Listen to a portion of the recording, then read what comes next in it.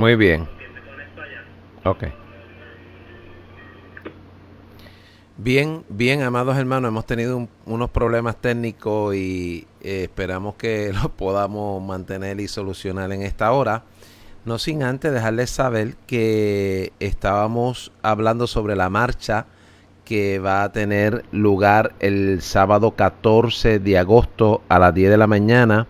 Usted puede prepararse y compartir con nosotros ese día. Recuerde que esta marcha es sumamente importante, que cada uno de nosotros participemos de la misma, ya que esta marcha es para llevarle un mensaje a los líderes políticos del país, ciertamente de que nosotros estamos, la iglesia está bien importante dejarles saber que la iglesia está en desacuerdo con que la ideología de género sea implantada como parte de la política del gobierno.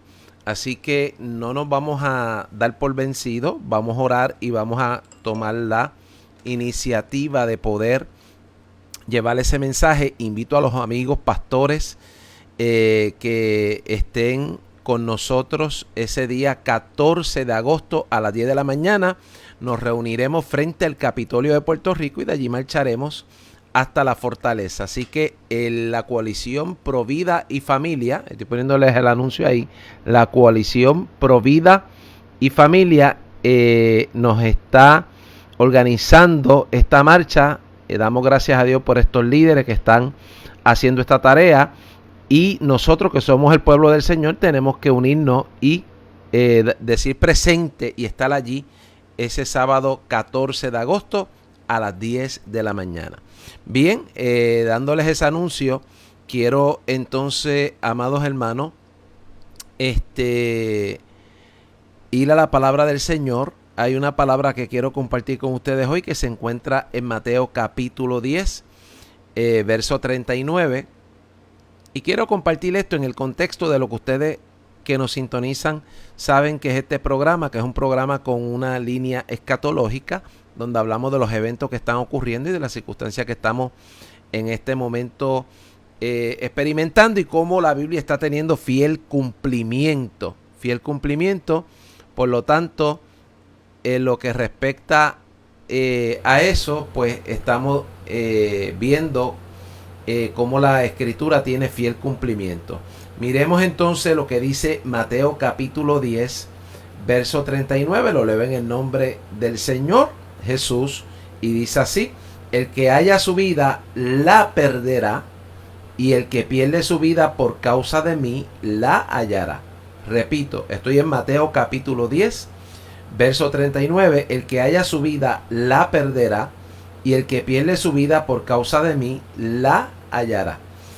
Estoy en un pasaje de la escritura, amados hermanos, donde el Señor hace énfasis en la importancia de uno estar bien enfocado en lo que es verdaderamente importante.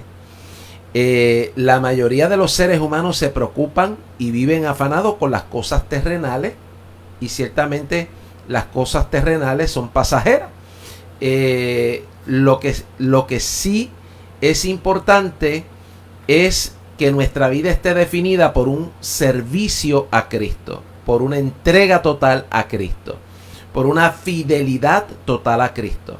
Cuando nuestra vida está definida de esa manera, entonces, amados hermanos, no hay reservas para Dios, sino que estamos sirviendo al Señor de una manera total. Y cuando esto ocurre en la vida de nosotros los hijos de Dios, pues estamos listos y preparados para echar mano en el momento que el Señor lo disponga de la vida eterna. Porque recuerde que la muerte en la Biblia es definida en tres aspectos: la muerte espiritual, que significa la ruptura de la comunión con Dios, y la muerte espiritual ocurre por causa del pecado.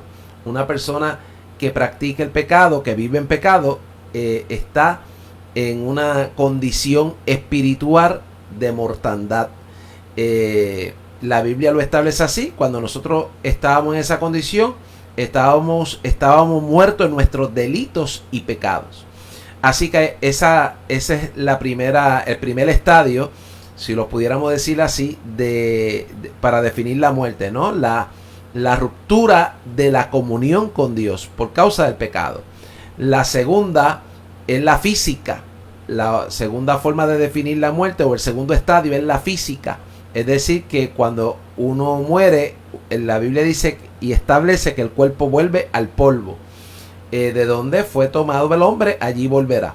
Y la tercera, que es la muerte segunda, que es la muerte donde el ser humano queda eternamente en el lugar de condenación, que esta muerte se refiere al lago de fuego y azufre, donde finalmente es el destino final de Satanás, de los demonios y de aquellas personas que hayan rechazado a Jesucristo como su único y exclusivo Salvador. Así que explicando la muerte en esos tres estadios, hay mucha gente viva pero muerto espiritualmente. Hay mucha gente que van a la iglesia pero no viven una vida de consagración, no viven una vida en obediencia a la palabra, y por lo tanto, si estamos viviendo en una condición donde la Biblia lo denomina o lo cataloga como pecado, pues esa comunión con Dios se afecta, esa relación con Dios se afecta. De hecho, el Espíritu Santo se contrista, y no es lo mismo.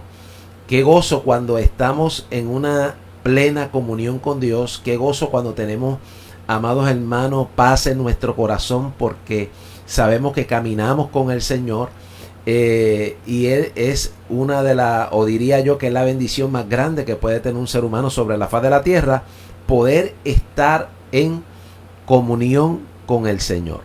Así que aquel que quiera ganar su vida, en este contexto, amados hermanos, nos está hablando de personas que no están con la línea de pensamiento o con la visión o enfocados en vivir para ellos, vivir egocéntricamente, vivir para sus necesidades terrenales, únicamente para sus necesidades como individuo.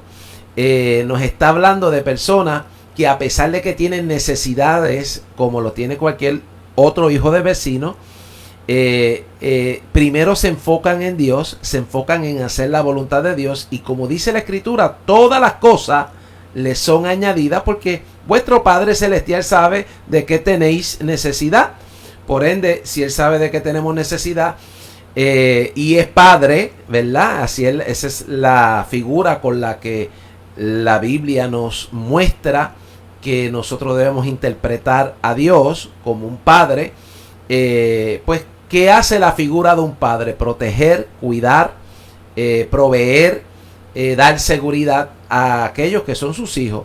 Así que nosotros tenemos un Padre en los cielos, no un Padre, no hay, ¿verdad? Le decimos Padre a la figura terrenal, biológica, a nuestro Padre biológico, pero en el contexto espiritual sabemos que esta palabra únicamente se puede usar para Dios. Únicamente se debe usar para Dios.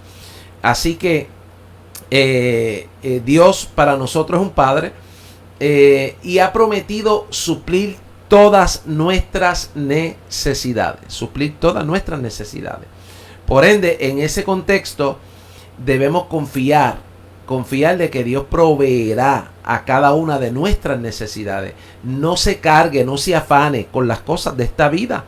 Estamos viviendo momentos difíciles, vienen momentos todavía mucho más difíciles, hablando escatológicamente, porque mire, nosotros estamos en una antesala a lo que va a ser la gran tribulación. Una antesala a lo que va a ser la gran tribulación. ¿Qué es la gran tribulación? Es un periodo que la Biblia lo define en Daniel capítulo 9, verso 25 en adelante. Me refiero a la profecía de las 70 semanas.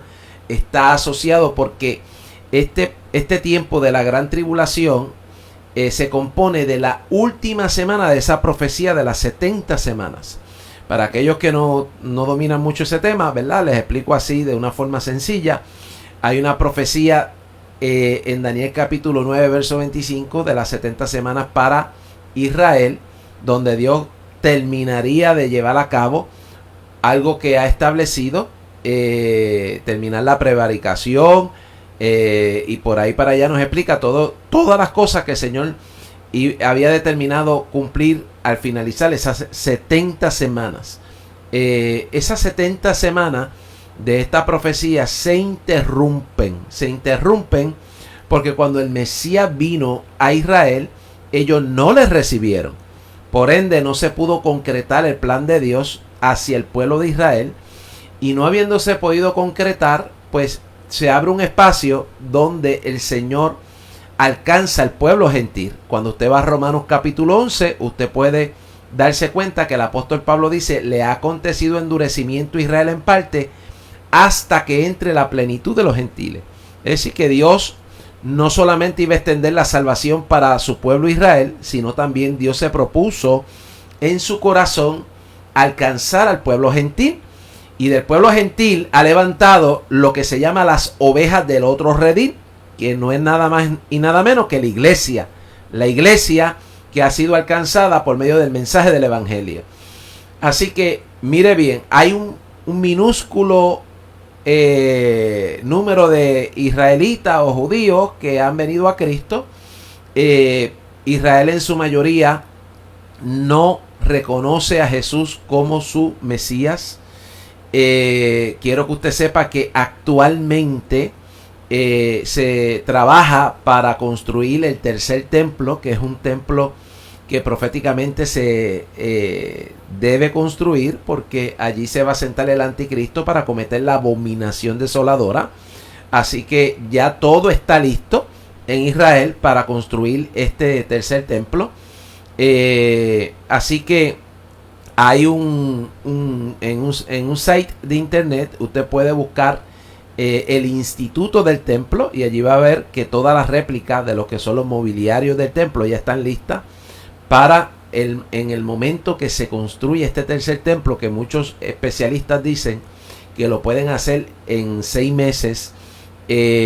Cuando construyan este tercer templo, pues ya tienen todo listo para comenzar. Inclusive los sacerdotes ya han hecho práctica de todo el ritualismo que se llevaba a cabo en el Antiguo Testamento, para comenzar lo que va a ser esta nueva etapa en el pueblo de Israel.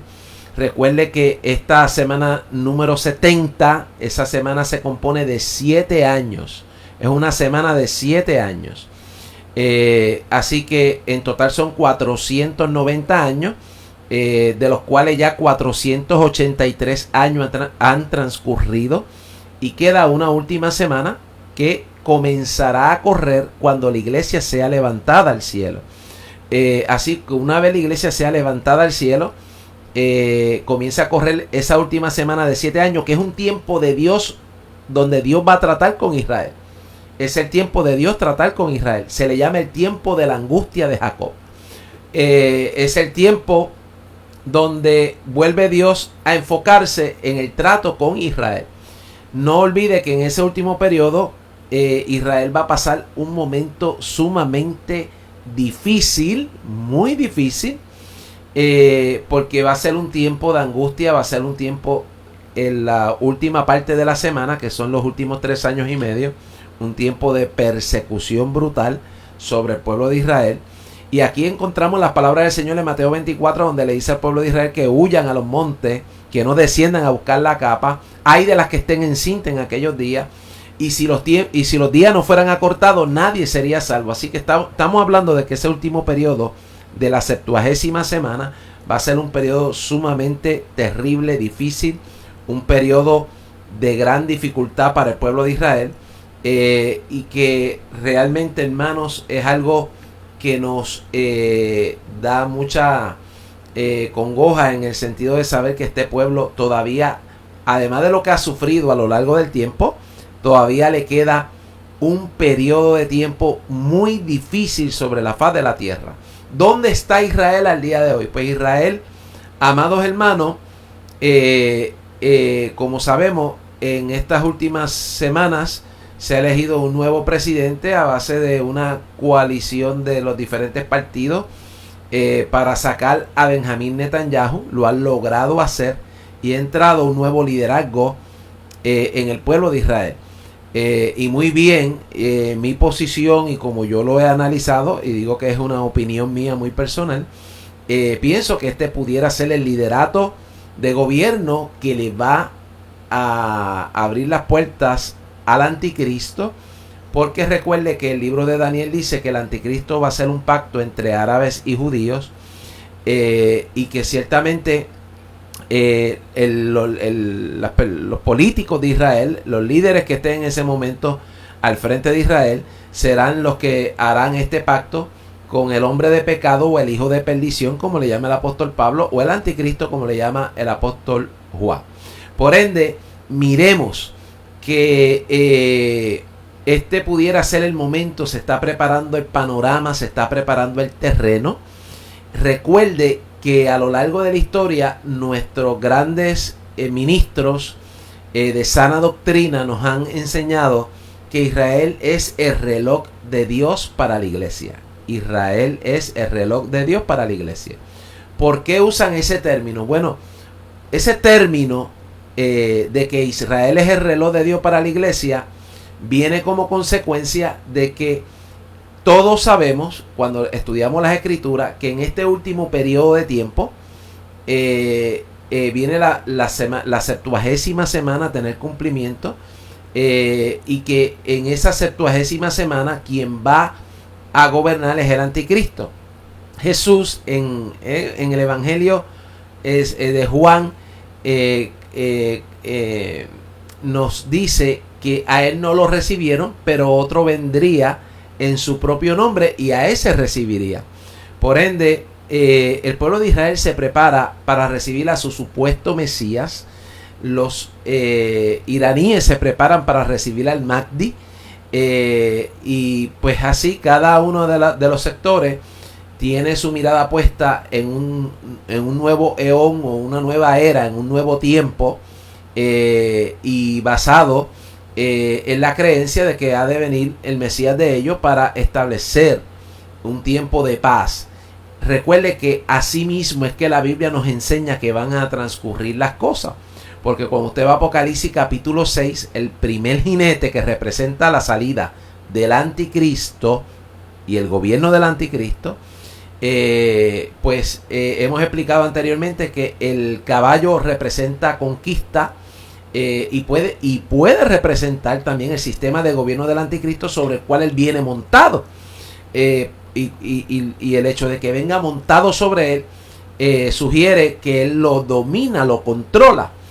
También nos muestra que viene con un arco sin flecha, y también nos muestra que el caballo es de color blanco, de tal manera que la mayoría de los escatólogos entienden que esto puede significar dos cosas importantes. Uno, que el anticristo va a presentarse como un hombre de paz, basado en la profecía de Daniel también, que dice que viene a establecer un pacto de paz, y basado en otros pasajes de la Biblia donde dice que cuando digan paz y seguridad, entonces vendrá destrucción repentina.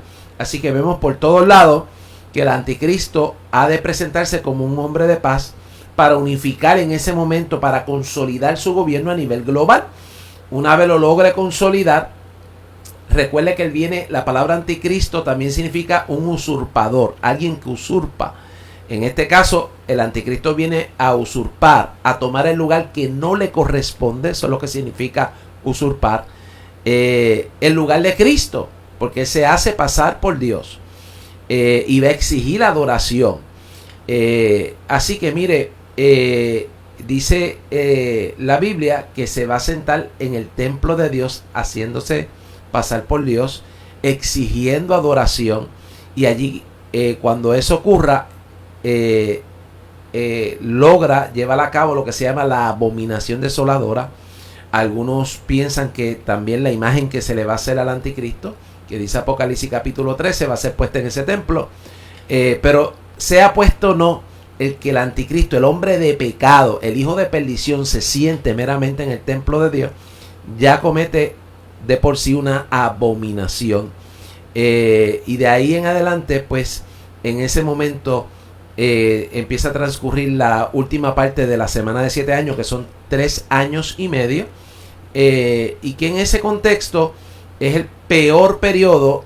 Algunos le llaman a ese periodo la gran tribulación, porque al periodo regularmente le llaman la tribulación, pero en el periodo final la gran tribulación, porque es el momento más caótico, más difícil. Recuerde que en esos últimos 3 años y medio el anticristo desata su furia, sale a perseguir brutalmente al pueblo de Israel, para tratarlo de aniquilar, y en segundo lugar, las 7 copas de la ira de Dios van a estar siendo derramadas en ese último periodo de tiempo. Así que mire cómo se juntan estas dos variables. La ira demoníaca del anticristo, poseído por el mismo Satanás, y también la ira del Dios Todopoderoso, la parte más difícil, que son las 7 copas de la ira que serán derramadas en ese último periodo de tiempo de esas 7 semanas. Cuando decimos ese último periodo de tiempo, estamos refiriendo a los últimos 3 años y medio de ese periodo de 7 años. Así que ese periodo de 7 años finaliza con la venida gloriosa de Cristo. Recuerde que cuando hablamos de la venida de Cristo, hablamos en dos términos. Cristo viene por la iglesia. Primeramente viene por la iglesia. Está en Primera de Tesalonicenses capítulo 4 verso 13. Cristo viene primero por la iglesia. Y luego que levante la iglesia y se la lleve a la casa del Padre, porque lo prometió así en Juan capítulo 14, dijo que iba a ser morada para donde Él está, nosotros también estemos. Si no fuera así, yo os lo hubiera dicho, dice el Señor. Y dijo que vendría otra vez y se tomaría a sí mismo, haciendo referencia a que la iglesia es el cuerpo de Él. Él es la cabeza de ese cuerpo y viene a tomarse a sí mismo, porque la iglesia es el ente representante de Cristo en esta hora sobre la faz de la tierra. Así que cuando Cristo se tome a sí mismo, dando a entender que esto lo que significa es cuando aparezca en los aires, como lo dice el apóstol Pablo en Primera de Tesalonicenses 4:16, y dé la orden y los muertos en Cristo resuciten y los que estemos vivos seamos arrebatados para encontrarnos todos en los aires con el Señor. En ese momento, amados hermanos, Cristo se toma a sí mismo y traslada la iglesia a la casa de su Padre. Recuerde que para que este traslado se pueda dar, la iglesia va a recibir un cuerpo glorificado. Esto ocurrirá en un abrir y cerrar de ojos, en un instante. Cuando Él pronuncie la palabra, en un instante todos seremos transformados y nos encontraremos en los aires con el Señor. Y de allí seremos trasladados al tercer cielo, que se puede sostener bíblicamente. Lo del tercer cielo es escritural, y allí en ese tercer cielo donde está el trono de Dios, que arriba Juan en el espíritu, cuando usted va a Apocalipsis capítulo 4, Juan dice que estando en la isla de Patmos en el día del Señor, él fue sacado del cuerpo y llevado en el espíritu al cielo. Así que léalo, está ahí en el capítulo 4 de Apocalipsis. Juan está viviendo adelantadamente lo que va a vivir la iglesia cuando sea arrebatada, porque arriba allí Juan está viendo de forma adelantada todos los eventos y sucesos que han de venir a la tierra, porque a Dios le plació revelárselo para que Él los pudiera escribir y que la iglesia de hoy pudiera tener estos eventos conscientes. Hermano, Dios no nos está ocultando lo que viene para la tierra. Así que es importante entender que el libro de Apocalipsis no puede estar relegado. Capítulo 1, usted encuentra que hay una bienaventuranza para los que leen el libro. Por ende, es sumamente importante que la iglesia retome nuevamente este libro y que lo estudiemos de tal manera que podamos estar muy claros en lo que respecta a la agenda de Dios.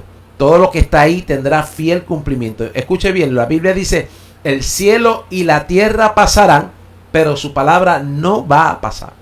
Por ende, todo lo que está ahí tendrá fiel cumplimiento. Así que, siendo y explicando que el arrebatamiento es el primer suceso que debe ocurrir. Una vez ocurre el arrebatamiento de la iglesia, comienza a correr la semana número 70 de esa profecía que está en Daniel capítulo 9, verso 25. Comienza a correr esa semana número 70, que es una semana de 7 años, que es el periodo que se denomina como la gran tribulación o la tribulación, o también se denomina como el día del Señor. Usted lo va a encontrar en los profetas que hablan el día del Señor, para referirse a ese periodo de tiempo. Así que teniendo eso en cuenta y entendiendo que el arrebatamiento es el próximo evento que la tierra va a experimentar, donde el Hijo de Dios se va a manifestar, porque vienen personas a recoger a la iglesia en los aires. Dice que el mismo Señor, no estamos hablando aquí de ángeles, no estamos hablando de aquí de enviados, dice Pablo, el mismo Señor. Por eso la palabra parousia, que es una palabra que usan los escatólogos en el idioma griego para denominar que es una venida presencial, es decir, que el Señor viene de forma presencial, en persona. Esa parousia ocurre también en el arrebatamiento, como ocurre en la venida gloriosa que está en Apocalipsis 19. Por ende, la palabra parousia aplica a los dos eventos. Aplica a los dos eventos porque en el primero el Señor aparece de forma presencial en los aires para dar la orden y levantar a los muertos en Cristo y arrebatar a los que estén vivos, para encontrarse todos en los aires con el Señor y de allí trasladarlo a la casa del Padre. No obstante, en Apocalipsis 19 nos dice que es la venida gloriosa cuando todo ojo le verá. Recuerde que en el arrebatamiento no le va a ver el mundo. El Señor desciende a los aires para un encuentro privado, así le llamo yo, un encuentro privado con su pueblo. El mundo no le va a ver en el arrebatamiento, porque Él aparece en los aires para un encuentro privado con su iglesia, la levanta, la recoge. Qué extraordinario será eso, ¿verdad? Cuando nos encontremos todos en los aires con el Señor, de allí con cuerpo glorificado ya, para poder traspasar los cielos, iremos a la casa del Padre. Amados hermanos, para ese periodo de 7 años, la iglesia va a ser librada de ese periodo, será librada de ese periodo. Lo afirma Apocalipsis capítulo 3, verso 10, cuando el Señor le habla a la iglesia de Filadelfia, que es la iglesia que representa la iglesia de todos los tiempos, que es resucitada y arrebatada para que escape de todas las cosas que vendrán y que esté en pie delante del Hijo del Hombre. Está en Lucas capítulo 21, verso 36. Por ende, la iglesia será librada. En Apocalipsis 3:10 dice: por cuanto has guardado la palabra de mi paciencia, yo también te guardaré de la hora de la prueba que ha de venir para el mundo entero, para probar a los que moran sobre la tierra. Y déjeme decirle, no hay duda de que Apocalipsis capítulo 3, verso 10, cuando habla de que la iglesia será librada de la hora de la prueba, se está refiriendo a esos 7 años de la gran tribulación. Usted va a Apocalipsis 17, verso 12, y dice que los 10 cuernos son 10 reyes que saldrán a gobernar juntamente con el anticristo por 1 hora. Y es el mismo término que utiliza en Apocalipsis 3:10. Será guardada de la hora. El término 1 hora es el periodo sobre el cual, amados hermanos, se hace énfasis que esos 7 años será un tiempo relativamente breve en comparación a la historia de la humanidad, que son de miles de años. Por ende, en Apocalipsis capítulo 3 se le llama por 1 hora, ¿no? Se le llama la hora de la prueba, porque es un periodo breve. Así que entendiendo que este momento que Pablo señala en Primera de Tesalonicenses 4:16, que es el arrebatamiento de la iglesia, debe ocurrir. Este es el próximo evento en cualquier momento. Debe ocurrir basado amados hermanos, en que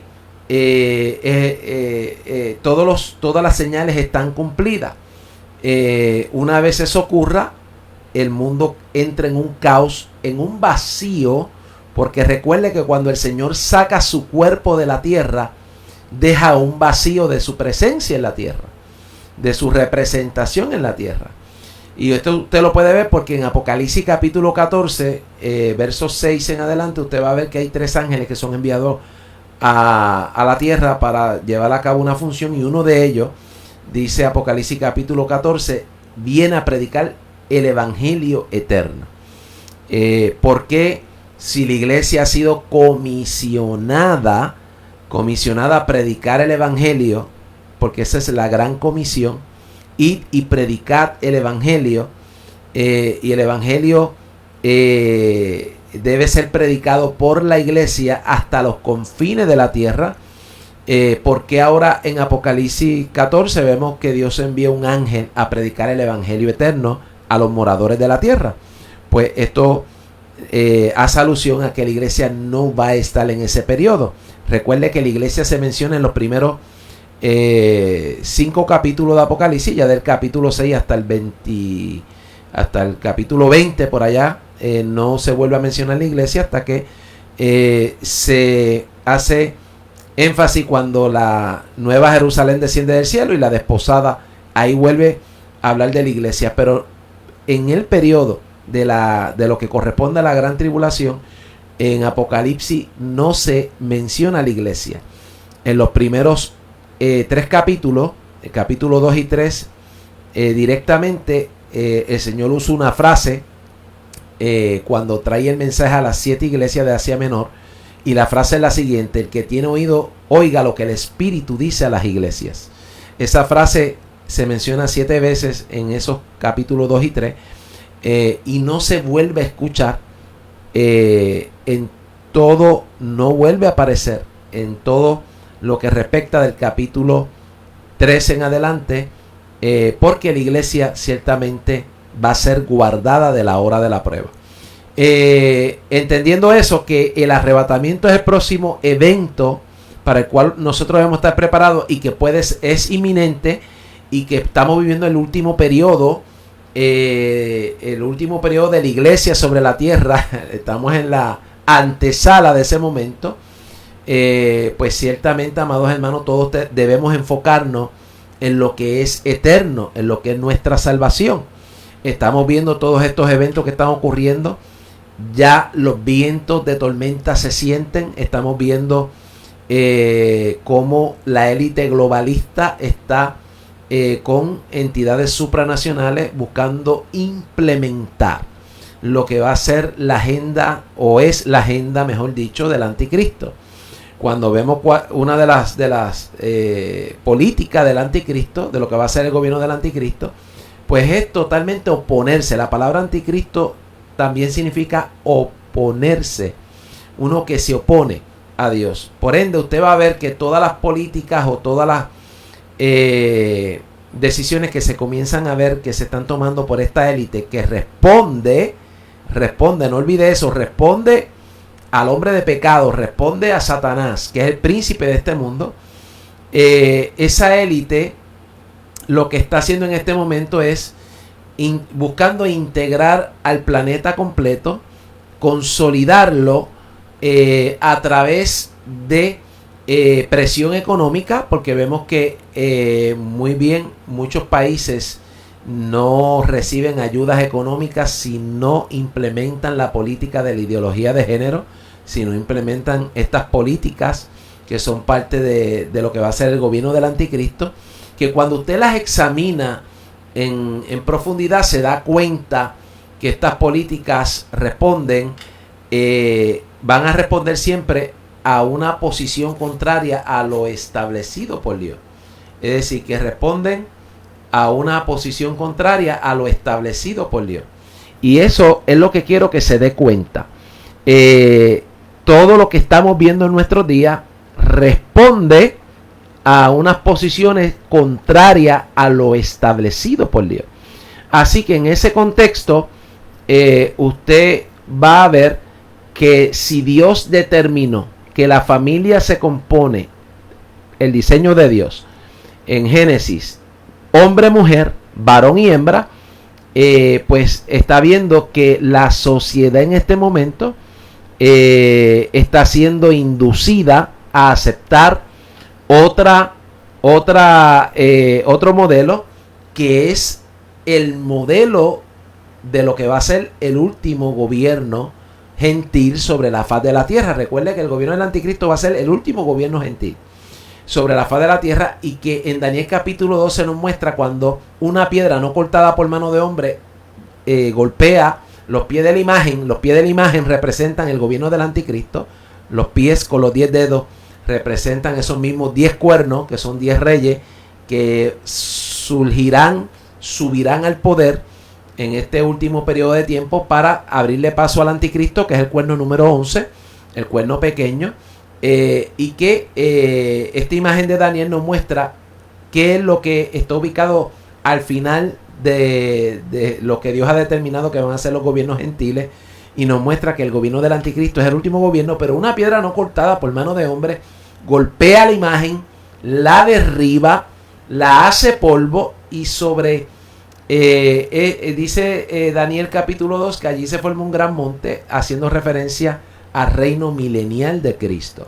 Es decir, que cuando Cristo venga en gloria, estamos hablando de Apocalipsis 19 en este momento, que es la venida gloriosa. Cuando Él venga en gloria, viene a tomar al anticristo y al falso profeta y echarlos vivos en el lago de fuego y azufre, y allí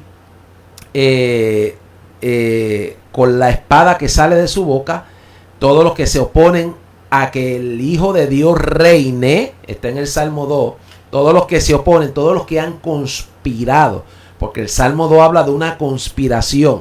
Dice que los reyes y príncipes de la tierra se han concertado a una para oponerse a que el Hijo de Dios reine. Y dice el Salmo 2 que Dios se reirá de ellos. En otras palabras, no podrán lograrlo, no podrán salirse con la suya, porque cuando Cristo aparezca en gloria y todo ojo le vea y venga como Rey de Reyes y Señor de Señores,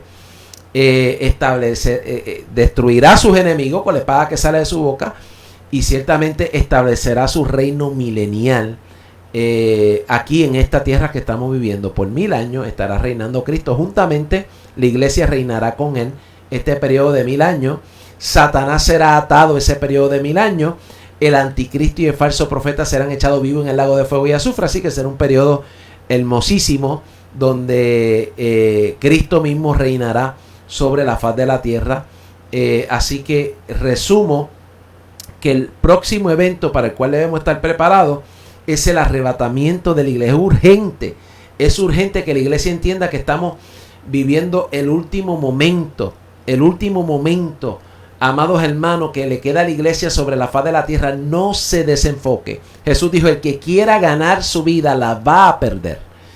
Y cuando usa estos términos está hablando de aquellos que ponen su corazón, ponen su fuerza en querer hacer su voluntad para asegurarse ciertas cosas en esta tierra de forma pasajera, que son pasajeras. Y el llamado es, y la enseñanza que trae este pasaje de Mateo capítulo 10 verso 39, es a que nos enfoquemos en las cosas que son eternas, porque el que pierda su vida por causa de Jesús la habrá ganado. Es decir, cuando estamos suscritos a la voluntad del Señor, haciendo la voluntad del Señor, entonces, entienda bien, habremos vencido, que es la palabra que usa Apocalipsis capítulo 2 y 3, donde el Señor le dice a la iglesia: el que venciere, habremos vencido y seremos dignos de ser sacados de la tierra y encontrarnos con el Señor en los aires.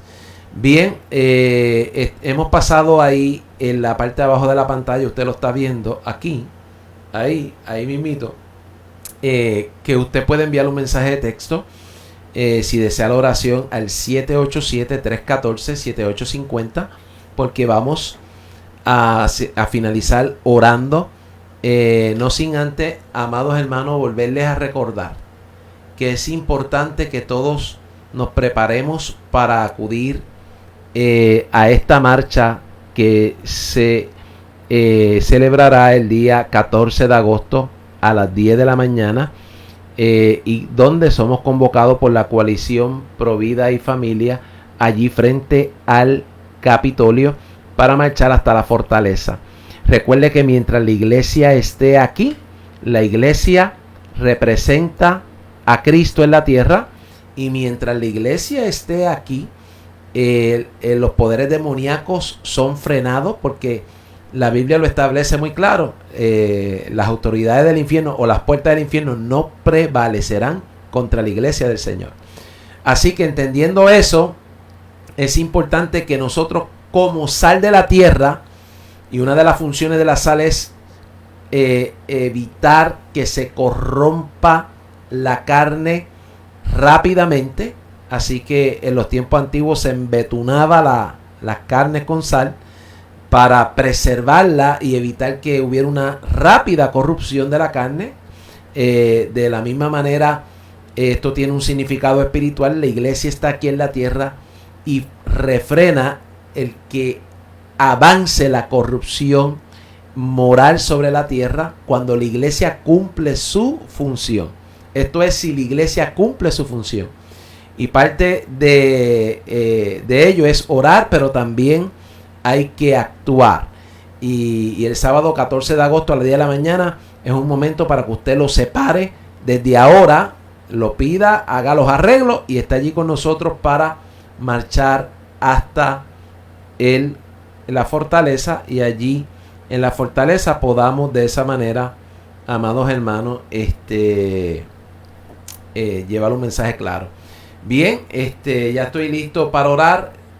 Allá donde usted se encuentre en esta hora, usted puede, allá en comunión con el Señor, estar en esta hora de acuerdo conmigo. Vamos a orar para que en esta hora usted pueda allá ser ministrado por el Señor. Tenga paz en su corazón. El Señor está en control de todas las cosas. Vamos a orar para que el Señor se glorifique y la mano del Todopoderoso Dios nos ayuda a terminar esta carrera victoriosos. Padre, te damos gracias. Gracias porque nos concede en este momento poder ministrar a través de esta onda radial de Faro de Santidad. Gracias porque nos has concedido una vez más, Señor, esta oportunidad para capacitar, instruir de todos los eventos que han de venir sobre la faz de la tierra. Te pedimos en el nombre de Jesús que allá a la distancia, Señor, tú ministres a cualquier necesidad en esta hora. Te pedimos en el nombre de Jesús que allá a la distancia, Señor, si hay alguien enfermo, si hay alguien pasando alguna situación, allí tú le visites, allí tú obres, allí tú levantes el ánimo de aquellos que han perdido también su ánimo en esta hora, puedan recuperar el ánimo, Padre amado, y enfocarse en tus promesas. Te pedimos en esta hermosa tarde que tú te glorifiques y lleves a cabo tu propósito y tu voluntad. Lo pedimos y te damos gracias en el nombre poderoso de Jesús. Te lo pedimos y te damos gracias. Bien, amados hermanos, hemos llegado al final de nuestro programa. Recuerde que este programa lo auspicia la Iglesia de Dios Mission Board. Nuestra iglesia tiene culto los martes a las 7 de la noche de oración. Los viernes damos escuela bíblica y mañana domingo a las 9 de la mañana nuestro culto de adoración. Si usted no tiene una iglesia donde ir, perfectamente le estamos extendiendo una invitación para que comparta con nosotros mañana domingo a las 9 de la mañana. Así que le esperamos el próximo sábado, si así el Señor lo permite. Reciban todos un caluroso saludo en el amor de Jesucristo y recuerde que estamos esperando al Señor. Nos preparamos para irnos con el Señor. Esta es la prioridad de la iglesia. Bien, despedimos el programa. Dejamos a nuestro hermano José Miguel allá en los estudios.